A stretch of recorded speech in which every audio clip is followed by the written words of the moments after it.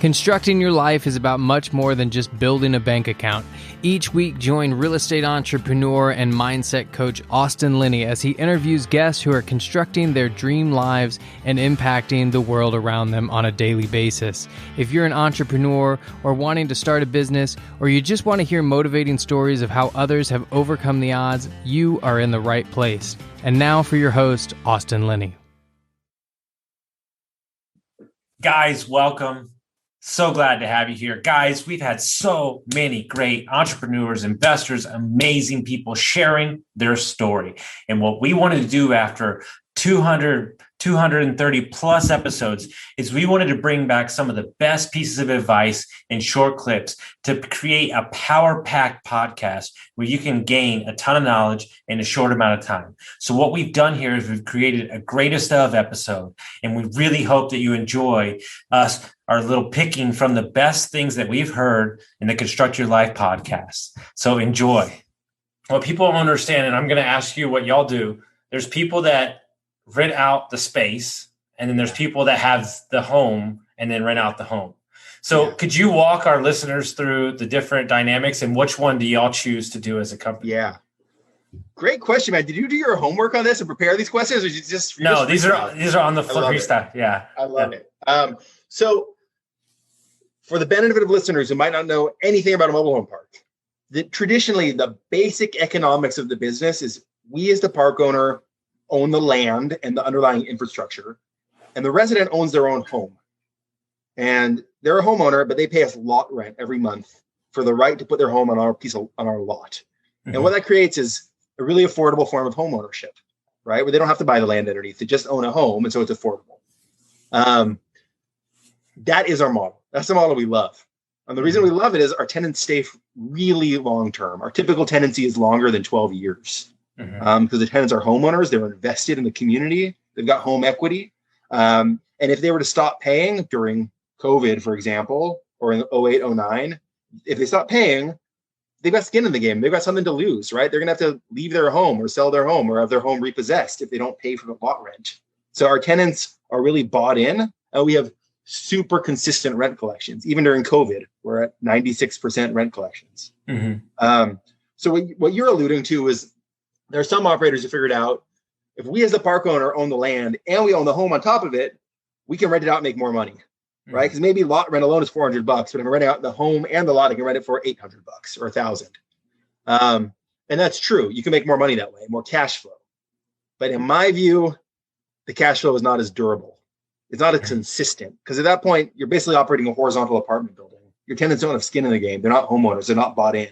So you have higher turnover. Stories that they told themselves that put them in their own box. That's the bigger thing. And I love this because look, guys, if you want multifamily knowledge, go YouTube it or listen to a million podcasts, because half the time I get through my podcast, I'm like, did we even talk about real estate? Because this conversation is so much more important, because it's allowing you as a human, right? And I'm reading a book right now that my coach recommended to me. I don't know how I just found it, but I'm recommending it to every human being.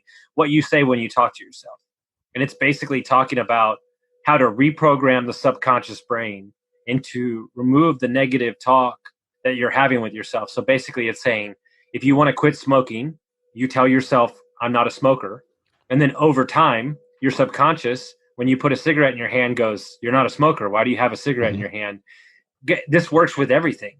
And the fact that there's two mindsets you can have, it's as simple as this. You can either be a fixed mindset, which will get you nowhere, or you can be what I think me and you are, which is a growth mindset, and understanding that I am in hot pursuit of the newest and best version of myself every day when I wake up. And what I bring to the table, and I would imagine you do too, because you're a hard guy to put their hand on exactly, where you operate, but there's no judgment for me. There's no judgment for me on anything. Look, if you want to go and you want to get 2 single family residents, and that gives you an extra $700 a month, and you love your job and you get to coach your kids, and you get to be available for them, like, dude, like, yes, let's go. And you know what I'm saying? I mean, I'm sure you run into that all the time in the multifamily space, because everybody wants those those unit numbers. They want to get up to 1,000 and 4,000, right? And that maybe that's the case. And I think one of the guys that I love, and I don't know if you know him, but Bruce Peterson, we have dinner from time to time here in Austin. Apartment guy. Yeah, and he's like, Austin, I could have 4,000 units if I want. Like, I love my life now. But that takes, you have to know who you are to sit in that, right? And not get caught up in the unit count number, which happens in multifamily all the time. Definitely. And I want to touch on that in a second, but I want to go back to something because this book that you're talking about, what you say when you talk to yourself, I haven't read it, but I want to touch on this because I think it's super critical. If you want to be successful, however you define that in life, it all really starts inside your brain because your mindset is the lens through which you see the world. Like reality as you know it is occurring inside this skull. And so how you perceive that is everything. And so like, I just want to talk about the neurobiology of this for a second because it's fascinating. This idea, like I used to coach youth climbers, and one of our climbers is actually going on to the Olympics. It was supposed to be this year, but she's going to be there next year. And one of the things that we would always talk about is not coaching the negative and not reinforcing bad talk. So things like, don't be afraid. That's not helpful, right? That's coaching the negative. It's telling you what not to do, but it's not telling me what to do. And instead, you're coaching, hey, be courageous. When you're up there and you're afraid, because climbing, there's going to be a lot of situations where you're afraid. It's not a moment to try and shut out the fear. It's a moment to rise above and display courage. And so that's the skill that you're practicing here, is being courageous. And what happens in the brain is really interesting. Whenever you have a thought, like the first time you've ever had a thought, the neurons in your brain, they fire and they try to find the other neuron on the other side of the brain as you're making this thought for the first time. So it's kind of like you're driving across town to find this location. You're going to see a friend at their house, but you've never been there before. You just have some vague directions. And so you're kind of meandering. You're not taking the most efficient route. You finally get there, right? And now that you have that mental block of like where it is, generally those neurons, they found each other. It took a little bit to get there the first time, but now that they know where they are in relation to each other, every subsequent time that you have that thought, let's say that's, I'm a smoker. Every time you then have that thought, it gets easier and easier for those neurons to find each other. And what ends up happening is the brain then says, hey, this person's having this thought so frequently, we should probably do something about that to make it even more efficient because it must be an important thought. And so then what the brain does is it coats that neuronal pathway in what's called myelin sheath, which is like a fatty white substance, which acts like fiber optics. And now that thought is transferring across the brain at lightning speeds relative to what it was before. All because you just kept reinforcing it over and over. And so you can undo that, but it becomes very difficult once you've instilled these negative self-talk. But you can encode these positive codes in the same way just by having it frequently. And it might feel like you're showing up and just, faking it until you make it. But there's a lot of, neurobiology science behind supporting why that actually does work. So saying, hey, I'm a grateful, exuberant, friendly person. Like, even if you don't feel like you're very grateful or very outgoing or that you don't really want to be around people, but you tell yourself that enough times and your brain will start to light up those pathways. As you're making, and I think a lot of people are in this spot, as you're making money in business and your career, we just who we are, type A's get attracted to, putting their money to work and other investments and stuff. And a lot of people do real estate. A lot of people do a bunch of different things. I'm curious kind of that path for you, where it started and just anything you've learned from kind of what businesses you've been involved in. So, I'll tell you what I did. And again, doesn't make it right or wrong. I just tell you my story. I had my blinders on and I made a bunch of money in what I do. And I missed on a bunch of opportunities, look, I had people call in, hey, you can take your money, make more money. I don't care. It's in the bank. So as long as it's in the bank and nobody robs the bank and it's FDIC, I didn't care. So I missed out on a lot of opportunities being so focused on what I was doing that I didn't want to distract myself for a minute to look at anything else. Do I want to flip a house? No. Do I want to invest in this? No. So it wasn't until after I had multiple seven figures already saved in a bank account, not in the stock market. Yeah. I had the fucking bank calling me going, dude, what are you doing? Like, who keeps in their checkbook what you got? You know what I mean? I'm like, I don't care. Is it still there? I'm like, I'm not interested in that. I'm focused on. And then as I got to a point where my comfort level in what I was doing was there, and that took a decade and a half, then I came up for air. Then I started looking around, and then I found, okay, I've done so well in the people business that I know how to find great people that are great at what they do, and then bring them what is a very difficult thing to get, which is money. So I have the money. That's the part that go try to get a loan from the bank. You know who gets loans from the bank? People don't need money. You know, who doesn't get a loan from the bank? Everybody that needs money. So, you know, the point that I'm making, then it was like, okay, let me get into an electric car business. Let me get into an Indian franchise. Let me go invest in real estate with some you know what I mean? But I didn't do that until I had packed the bank. And I packed the bank doing one thing that I knew how to do till I went from good to great. So I'm just going to give everybody a lesson real quick, how we structure our businesses. So there's a book out there called Profit First. Guys, you know who you're talking to. This is not the guy that wants to dive into tax codes and, you know, money strategies, but I know enough to be dangerous. And what we've done is we've created a scenario where the net profit of the company is invested twice before it ever actually touches our hand. So now you've created $1 and you've now invested that $1 2 times before it's ever been spent. So a percentage is off to Ryan to invest. A percentage is off over here in an account that makes more money, because then when it's invested twice, then that money then buys a long-term asset that gives us money for the rest of our life. So your $1 has turned into, you know, $10, right? And what people don't understand about central banking is the reason they want your money is because a bank takes $1 and they can lend and get money lent to them 16 times off your fucking dollar. So when you deposit money in a bank account, and let's just say Airbnb, we have north of $1 million to $2 million cash running through our account. It's not our money, but it's deposited from us. Guys, you got to learn how money works. When you learn how money works and you learn why it's working, then you can understand how the system works. But we don't teach financial education in America. We teach how to go to work and keep your fucking mouth shut. And you get what I'm saying? When you understand the game, then you can play it.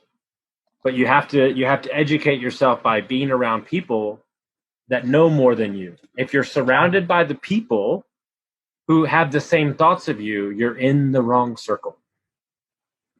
It's as simple as that. I mean, dude, I don't want to go party anymore. Dude, I want to go make money and I want to go change people's life. And I think it's funny, right? Because there's something so comforting about what you could do wholesaling. So why do you think that you're already on, not just you're moving off wholesale? Yeah. Why do you think that you're on to the next part? Is it just that, is that now you're seeing like, okay, great, I can make money from this, but we've had this conversation, you and me. But now I want my time, right? Yeah. And I think that's the switch, right? Yeah, absolutely. I mean, you, like, no matter what you do, you're going to have to put, you know, some sort of effort into it, right?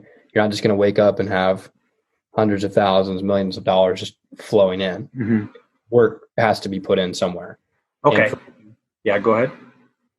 For me, like, I think of it as like maybe a hunter versus a farmer, right? Like a hunter wakes up every day and has to go like hunt for their next meal, right? Whereas a farmer can kind of like tend to their crops, right? Mm-hmm.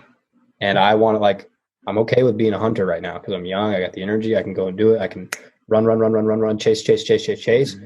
accumulate cash. But eventually I want to be a farmer where I have a freaking massive farm of just, you know, crops that I'm tending to, right? And those are the whatever assets that you have.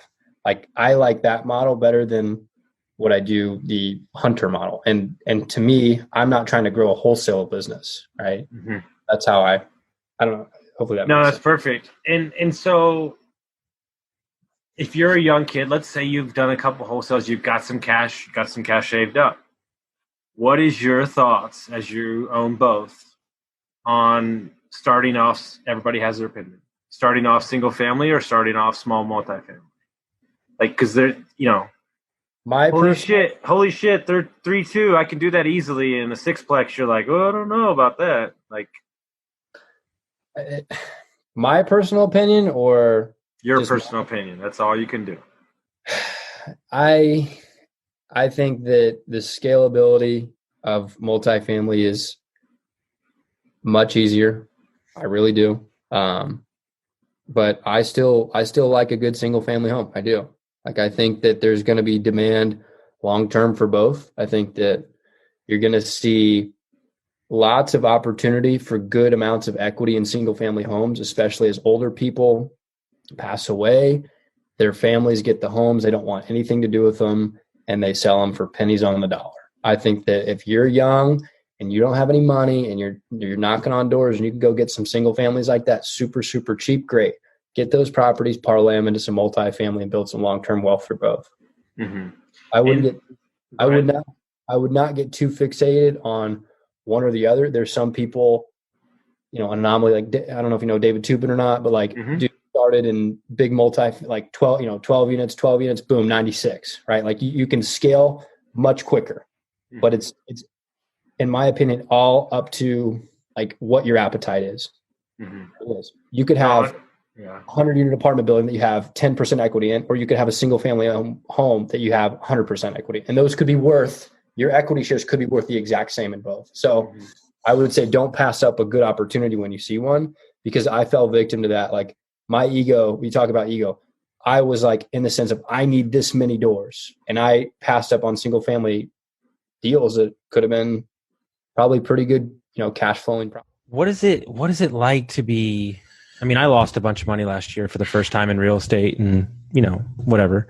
It's nothing 500,000, but 25 grand, something like that. But what is it like to be in those conversations, to have the discipline to see the bigger picture? Because I really don't think there's a lot of people that would walk away from 500 grand. I mean, so it's a little tough for me because I'm not a partner at Toro. Yeah. So I didn't lose $500,000, but I did lose out on, income, because I get paid both a small base salary and commission for when we buy deals and when we sell deals, assuming when we sell, we make money, and the company makes money.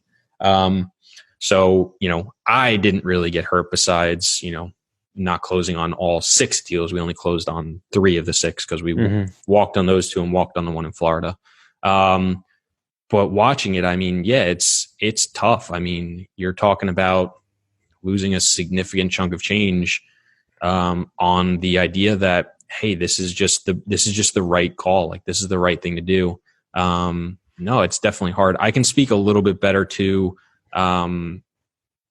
after we bought that 82-unit deal in Jacksonville, Florida, which was not a Toro deal, it was a general partnership deal. We were actually going to buy another 86-unit in Jacksonville as well, that I was going to be a part of the general partnership of, that we walked on right before due diligence. We didn't lose our deposit, but people don't realize just because you don't lose your deposit doesn't mean you don't lose money. We lost about, between the 4 of us or 5 of us, I think, again, like 35 grand or something like that, between legal, accounting, travel, lender, et cetera. And that, it's not easy to walk away from a deal. And it's even tougher now because that deal crushed it after we walked, because we know the person who bought it, our manager's managing it for him, and they were thinking about selling it prior to this, but we got hold of the financials when they were thinking about selling it. And I mean, they're cash flowing like a motherfucker. Like, it's crazy. So, I can talk more to that, but yeah, I mean, for 5, I mean, it's the same conversation. It's just, what resources do you have? So if you don't have, several $1 million, $500,000 sounds like a lot.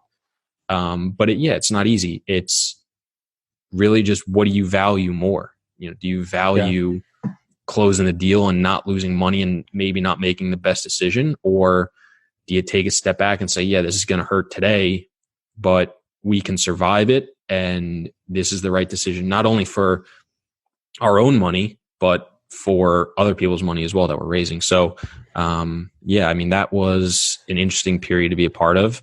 It definitely hurt our ability to do as much business as we could in the short term, because obviously ton of lost revenue. but we're still here. We're still kicking. So it is what it is. Guys, we just wanted to make this episode to thank each and every one of those amazing guests that we've had on that have come in to share their story and share their insights and their knowledge with everything that they brought to the podcast. And it's their stories and their gifts and their times that they're spending that create this amazing podcast that we have. And we thank you, listeners, for listening to each and every one of you. And if you haven't gone and gave us a review, drop a review, subscribe to the YouTube channel so we can continue to share this amazing message that you're trying to construct a life that is yours and yours alone. So thank you, everybody, and we'll see you next time.